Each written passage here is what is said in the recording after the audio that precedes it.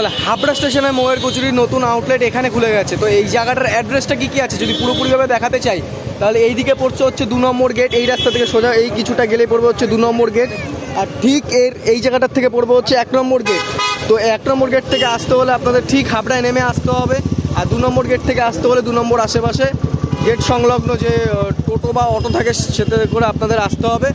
তাহলে এই যে হচ্ছে হাবড়া স্টেশনের মোয়ের কচুরির দোকান, নতুন আউটলেট।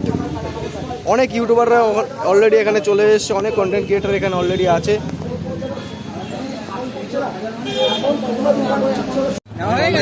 অ্যাকাউন্টে চলে এসেছে টাকা।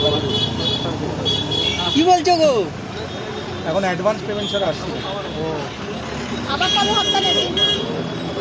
তো রোজই নেওয়া চলছে পশ্চিমবঙ্গের বিভিন্ন।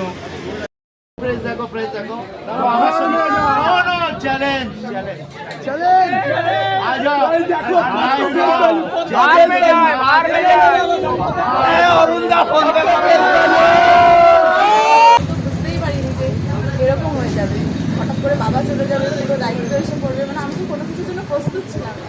তো সেখান থেকে এই পর্যন্ত যে সত্যিই খুব ভালো লাগছে, মানুষের আশীর্বাদ পাচ্ছি, ভালোবাসা পাচ্ছি, মানে বলতে গেলে প্রত্যেকটা মানুষই আমাকে ভালোবাসা আশীর্বাদ করছে, তো পাচ্ছি, এটাই আমার সব থেকে বড় ব্যাপার। তো দিদি আজকে তো আউটলেটটা উদ্বোধন হলো, কচুরি আমরা কবে থেকে পাবো? কচুরি বুধবার থেকে হবে, আজকে সোমবার, কালকে মঙ্গলবারটা বন্ধ রেখেছি, যেহেতু স্টেশনের দোকানটা আজকেও বন্ধ, আগামী মানে গতকাল রবিবার দিনও বন্ধ ছিল ইউনিয়ন থেকে, তো কালকে মঙ্গলবার স্টেশনের দোকানটা খোলা থাকবে, কিন্তু এখানে তোমার বুধবার থেকে দুটো দোকানই খোলা থাকবে, স্টেশনেও আর এটা। আর দিদি বারবার করে লোকে একটা জিনিস জানতে চায় যে কচুরি এবং তার তরকারি, তার সাথে কি এক্সট্রা কিছু পাওয়া যাবে? না না, আপাতত কিছু পাওয়া যাবে না, তার সাথে এক্সট্রা एक मॉकटेल खा के भी जा सकते हैं।